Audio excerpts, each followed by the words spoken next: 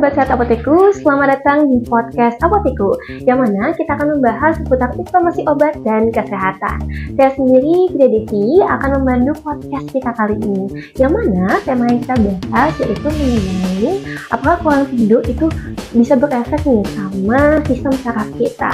Nah, pastinya di sini saya nggak sendiri, akan bersama dengan narasumber kita, yaitu ada Dr. Nara, yang akan membahas lebih dalam lagi seputar sistem saraf ini.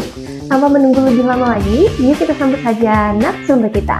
Halo sahabat sehat Apoteku, perkenalkan nama saya Dr. KD Agus Sudonaryana, spesialis saraf atau neurologi, dan biasanya dipanggil oleh Dr. Nara. Oke, saat ini saya bekerja atau membuka praktek di salah satu apotekku kita Sidikarya. Halo Dr. Nara. Halo. Gimana dok kabarnya? Astungkare, baik, sehat. Astungkare sehat ya dok ya. Kalau boleh tahu kesibukannya apa aja ini dok? Saat ini sih masih tetap sama sebagai seorang dokter, tentunya ya pagi bekerja di rumah sakit, kemudian siang juga di rumah sakit, mungkin sore baru di apotek. Wah, padat banget berarti jadwalnya dok ya. Ya, tapi tidak setiap hari sih, pasti ada part-part waktu yang terpisah-pisah. Tapi rata-rata sih memang kegiatannya yang praktek, kecuali Sabtu Minggu. Berarti kalau praktek di apotekku Sidikarya jam berapa itu? Prakteknya dari Senin sampai Jumat, itu rata-rata jam 6 sampai jam 8 sore. Jadi dok, kita kan berhubung obrolin soal sistem saraf ya. Apalagi khususnya nih anak muda. Anak muda nih biasanya ya suka menghabiskan waktunya aktivitasnya di malam hari. Jadinya kan kayak kebalik gitu aktivitasnya. Yang mana kalau kita itu begadang terus-menerus, jadinya kan malah berefek yang tidak bagus nih untuk tubuh kita. Nah, sebenarnya apa sih kaitannya dengan sistem saraf nih dengan tubuh kita dalam melakukan kegiatan sehari-hari ketika begadang nih dok? Pada dasarnya sistem saraf itu sih kalau di tubuh kita tuh ada dua sistem saraf yang bekerja, yaitu sistem saraf pusat dan sistem saraf perifer. Kalau sistem saraf pusat ini ada dua, yaitu otak dan tulang belakang. Disinilah pusat kontrol atau komputer tubuh kita untuk memerintahkan sistem saraf atau tubuh kita untuk bergerak. Kedua, ada sistem saraf perifer, jadi yang menjembati dari otak atau tulang belakang untuk berjalan ke organ-organ kita yang lain. Seperti dari otak ke tangan, ayo angkat tangan, ayo gerak. Nah, itu semua yang menyambungkan atau kabelnya adalah saraf perifer. Jadi, tidur ini tentunya sangat penting untuk tubuh kita, karena dia akan membantu untuk mengembalikan fungsinya. Karena kan ketika kita beraktivitas dari pagi sampai sore atau sampai malam kadang-kadang, jadi tentunya tubuh kita itu pasti butuh juga istirahat. Nah, tidur ini merupakan salah satu untuk membantu tubuh kita melakukan recovery agar bisa beraktivitas baik untuk besok paginya. Berarti memang sebegitu pentingnya ya peran tidur. Jadi ketika kita tidur, artinya organ-organ yang ada dalam tubuh kita itu sedang charging, sedang save energi untuk besok paginya bisa melakukan aktivitas sehari-hari. Nah, dok, ketika kita itu sedang tidur, sebenarnya bagaimana sih kondisi organ-organ kita yang sedang relaksasi nih, sedang beristirahat? Apa yang terjadi ketika kita sedang tidur nih? Oke, seperti yang saya bilang tadi, tubuh kita kan ada dua sistem saraf nih, saraf utama yaitu saraf sentral dan saraf perifer. Perifer ini juga ada dua jenis, yaitu golongan somatik dan golongan dari otonom. Jadi di saat kita tidur cenderung adalah saraf-saraf somatik kita ini beristirahat, sedangkan saraf-saraf otonom di mana saraf ini tidak bisa kita kendalikan, jadi seperti kayak denyut jantung, denyut paru, pernafasan ini akan tetap berjalan dia untuk mengembalikan tenaga atau mengembalikan fungsi-fungsi tubuh yang telah kita gunakan agar tetap beredar. Jadi di saat tidur ini adalah proses pengembalian, perbaikan dari kondisi tubuh kita, dan tentunya salah satu yang sering terjadi pada tidur itu adalah proses untuk mengembalikan memori. Nah, jadi istilahnya menyatukan memori-memori yang mana yang perlu kita simpan dan mana yang perlu kita hilangkan itu nanti akan berproses di otak pada saat kita tidur. Berarti dok, kalau misalnya ada seseorang ini yang memang rutinitasnya jam tidurnya itu kurang lah, mungkin dari 6 sampai 4 jam. Jadi kan kurang banget nih dok jam tidurnya. Dan itu terus berlangsung lama. Dan bagaimana sih kondisi tubuhnya? Tentunya itu pasti tidak baik. Ya, manusia itu kan istilahnya makhluk yang beraktivitas seharusnya di siang hari, antara pagi sampai siang atau malam. Namun di malamnya itu seharusnya tubuh kita beristirahat. Itu memang sudah ada iramanya yang seperti itu. Nah, seperti mesin atau mobil lah kita gunakan tiap hari ini dari pagi sampai sampai malam mungkin masih bisa kita gunakan, tapi lama kelamaan tentunya pasti ada proses rusak pada tubuh kita yang akan nanti merusak dari sistem tersebut. Jadi ketika kita istirahatnya kurang, tentu secara tidak langsung akan secara sedikit-sedikit merusak sistem saraf. Seperti itu. Jadi mobil itu tidak akan bisa jalan terus, pasti ada lama-lama akan mengalami kerusakan yang hampir sama prosesnya pada tubuh kita. Jadi kalau kebiasaannya terus-menerus itu buruk ya, mungkin dari pola tidurnya yang nggak stabil, kebalik gitu dok ya. Ya. Jadinya kan mesin atau istilahnya organ-organ dalam tubuh kita juga perlahan-lahan akan fungsinya tidak maksimal, tidak optimal. Jadi diharapkan bagi Sobat Sehat Apoteku untuk bisa menyimpan tenaganya nih dengan cara tidur dengan cukup ya. Nah, dok, kalau misalnya ada beberapa orang yang memang tidurnya kan kebalik, malamnya dia beraktivitas, paginya dia tidur. Mungkin bisa dibilang paginya dia tidur jam 8 jam nih dok, kemudian malamnya dia beraktivitas seperti biasa. Apakah bisa nih dok kalau ditukar aktivitasnya? Sebenarnya sih kalau tubuh manusia itu sudah di-set sebenarnya. Siang beraktivitas, malamnya harus istirahat. Karena kita punya salah satu yang namanya hormon melatonin yang akan lebih cenderung muncul pada malam hari, di mana ini fungsinya adalah untuk memperbaiki kita, untuk merangsang tidur kita dengan baik. Tapi ketika kita harus dituntut untuk bekerja di malam hari dan siangnya itu harus istirahat, tentunya secara tidak langsung kita juga harus merubah pola gaya hidup kita dengan cara gimana caranya siang itu kualitas tidurnya juga baik. Yaitu dengan cara tentunya membuat suasana kamar lebih gelap. Jadi gimana merubah malam yang seharusnya kita gunakan untuk tidur, jadi siangnya suasananya harus sama. Karena ada beberapa hormon seperti melatonin itu kalau ada cahaya pun dia pasti akan kualitas pengeluaran hormon tersebut akan turun sehingga menyebabkan kualitas tidur kita tidak baik. Jadi sih tetap harus sih seharusnya ya normalnya itu kita malam memang harus istirahat. Buat Sobat Sehat Apoteku nih, apalagi kalau misalnya punya kepentingan di malam hari sedang bekerja, malah kebalikannya ya, aktivitasnya itu bisa diperhatikan lagi apakah tidurnya itu kualitasnya sudah terjamin apa belum. Jadi kan tadi sudah disebutkan oleh dokternya, karena ada beberapa hormon yang memang mengharuskan tubuh kita tuh memang terbiasa tidur pada malam hari, jadinya malam hari itu lebih optimal biasa kita tidur. Jadi kalau misal kita kurang tidur itu berpengaruh juga ya dok sama kondisi emosi kita ataupun moodnya kita ya dok. Benar, sama seperti orang, anggaplah kita orang ini begadang, kemudian tidur, kita ganggu dia tidur, pasti emosinya akan muncul. Nah, jadi memang tidur ini akan memperbaiki proses emosi, proses limbik kita supaya dia akan kembali sempurna. Jadi tetap seperti mesin itu tubuh kita tuh pasti butuh istirahat untuk memperbaikinya. Nah, kalau ketika sama kayak begadang 3 hari ini enggak ada ini terus-terusan gitu, pasti lama-lama kita kan juga jengkel, capek. Nah, itu jadinya gampang terinjus dia.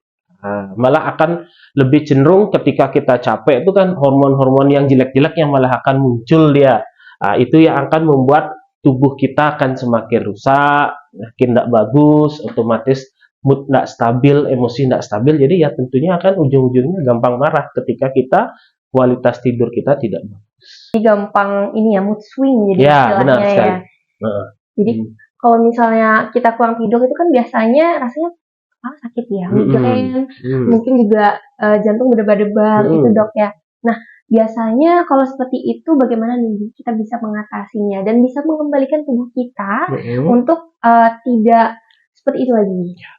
Tentunya tetap sama, harus perbaiki kualitas tidur kita.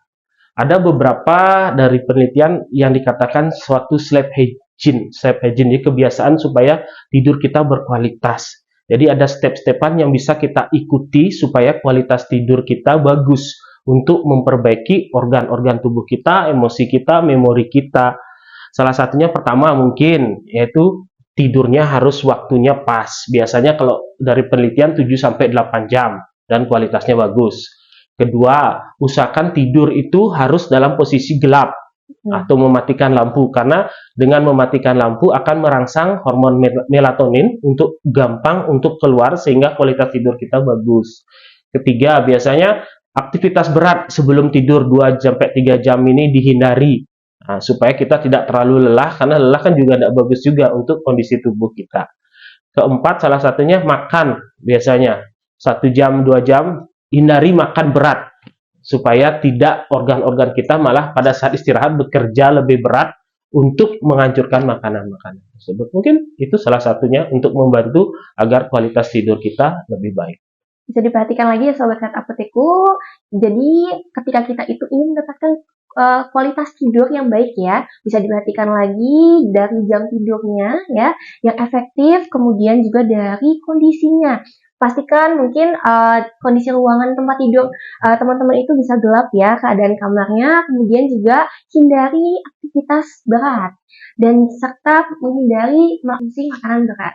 Karena kan biasanya tantangannya Dok ya, kalau tengah malam kita kayak kelaparan nih, jadinya ngerasa mau makan apa enggak ya, tapi kalau mau makan udah malam, tapi kalau nggak makan jadinya nggak bisa fokus kalau misalnya sambil melakukan aktivitas. Itu menjadi tantangan kita ya. Kalau untuk seseorang yang insomnia, nah untuk tidur itu bagaimana ya Dok ya, kan mungkin ada beberapa dari kita yang mengatasinya dengan cara minum obat. Nah kalau dari segi medisnya itu bagaimana Dok?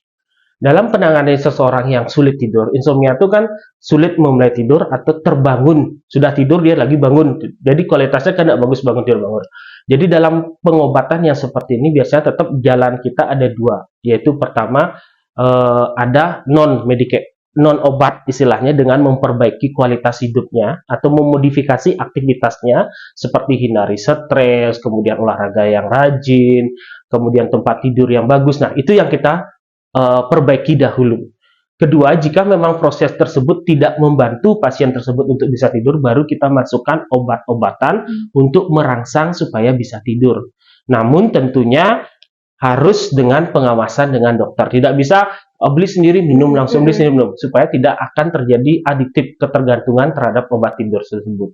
Karena dalam mengobati suatu gangguan tidur perlu seni nih. Obatnya itu harus mulai dari dosis rendah dulu, bagaimana pemberiannya, kemudian berapa kali dulu untuk di trial supaya tidak sampai menimbulkan ketergantungan terhadap obat itu. Nah, tapi pada intinya sih harus perbaiki dulu kualitas modifikasi aktivitasnya dulu supaya kualitas tidurnya menjadi bagus. Nah, jadi bukan pentingnya adalah bukan di obat ya, tetapi non obat ini yang perlu ditekankan dahulu pada pasien-pasien yang mengalami kesulitan tidur. Perbaiki dulu lifestyle-nya ya teman-teman ya. Nanti ketika sudah diperbaiki tapi dirasa memang kurang, masih belum bisa mengatasi insomnia, itu bisa berkonsultasi ke tenaga medis, ke dokter ataupun ke apoteker yang dipercaya. Jadinya ketika sedang mengonsumsi obat memang sesuai dengan anjuran ataupun dosis yang telah ditentukan.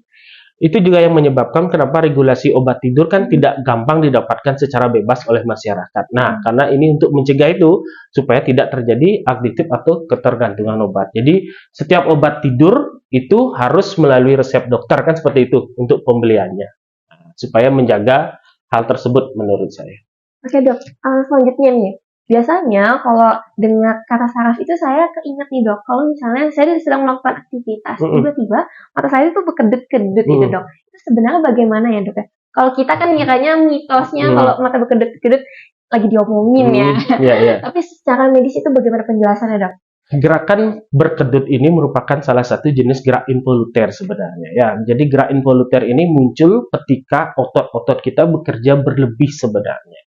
Jadi anggap nih kedutan pada mata. Kita kan ada yang bicarakan ya, padahal sebenarnya kemungkinan otot-otot di sekitar wajah kita atau mata kita lagi ekstra bekerja, sehingga menyebabkan ototnya berkontraksi berlebih. Atau bisa juga mata kita kering saat itu sehingga memicu untuk melakukan kedipan. Tujuannya apa? Untuk membasahi korneanya. Jadi menurut saya sih itu hanya mitos saja ya. Sebenarnya itu tanda bahwa tubuh kita merespon nih saat kegiatan itu berlebih, dia sudah mulai butuh istirahat. Dok, apalagi kalau misalnya kedutannya itu jangka waktunya lama ya, pasti udah langsung overthinking ini kenapa gitu. Apakah ini penyebab ada penyakit tertentu yang kita alami nih pada saat itu? Jangan overthinking, lebih baik bertemu dengan dokter saraf, dikonsultasikan. Biar jelasnya seperti itu. Ya. Benar banget sahabat Sehat Apoteku, apalagi kalau diagnosa sendiri ya, kita lagi searching-searching di internet. Biasanya kan mungkin ada beberapa website yang belum tentu benar ya kebenarannya. Jadi pastikan langsung untuk bisa berkonsultasi ke tenaga medis yang terpercaya. Oke, terakhir di dok ya, ini di penghujung pertanyaan kita. Nah, bisa kasih pesan ke sahabat Sehat Apoteku bagaimana peran penting nih bahwa tidur ini sangat berpengaruh bagi tubuh kita dan juga biar bisa menerapkan pola hidup atau pola tidur juga yang sehat agar apa yang kita lakukan, aktivitas yang kita lakukan itu bisa optimal. Kalau saya sih pesannya adalah tidur ini merupakan salah satu peran penting dalam tubuh kita. Jadi tidak hanya mengatur pola makan saja, pola aktivitas saja, kemudian yang terpenting juga mengatur pola istirahat atau tidur kita. Karena dengan tidur, tubuh kita akan menyempatkan waktu untuk istirahat, memperbaiki organ-organ yang rusak, sehingga dapat berfungsi dengan baik dan bertahan untuk jangka panjang. Baik, terima kasih banyak nih Dokter Nara ya. Kita bisa mendapatkan insight baru, pengetahuan baru tentang sistem saraf ini dan juga memang kurang tidur sangat amat berdampak besar nih dengan tubuh kita. Karena bahwa tidur ini sangat memiliki peran yang penting ya. Jadi istilahnya dengan kita tidur, kita bisa charging energi kita, kemudian organ-organ kita untuk besoknya bisa beraktivitas kembali.